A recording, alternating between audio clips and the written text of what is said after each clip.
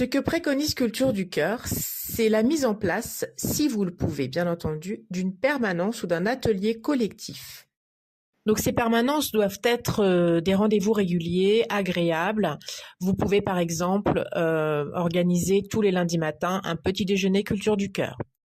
L'idée, c'est de se retrouver dans une salle agréable, autour d'une table ou bien sur des fauteuils, du café, du thé, des petits gâteaux, que ce soit un temps d'échange où les gens se sentent à l'aise et en confiance. Donc au cours de ces permanences, le ou les référents présents vont dans un premier temps présenter le dispositif de Culture du Cœur. Pour mettre les personnes présentes à l'aise, vous pouvez utiliser certains outils de médiation comme des jeux. Et l'idée sera ensuite de présenter, idéalement sur un grand écran, les sorties proposées par Culture du Cœur. Mais cette permanence permet d'aller bien au-delà d'une simple billetterie. Il y a toutes les discussions qu'il peut y avoir. Certains voudront parler de leur propre culture, d'autres voudront parler de sorties qu'ils ont déjà faites, peut-être donner l'envie aux autres.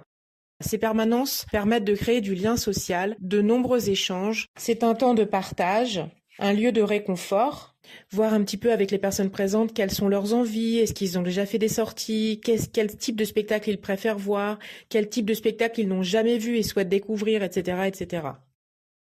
Dans l'idéal, une permanence collective dure entre 2 et 3 heures. Le temps de s'installer, de papoter un peu, de commencer à regarder toutes les sorties qui sont souvent présentées avec des petits teasers vidéo, de pouvoir consulter à la fois des sorties pour des mamans qui recherchent des sorties pour enfants, des seniors, des jeunes qui ne vont pas du tout vouloir voir le même type de spectacle. Ça prend du temps et ensuite il y a la réservation à prendre en compte.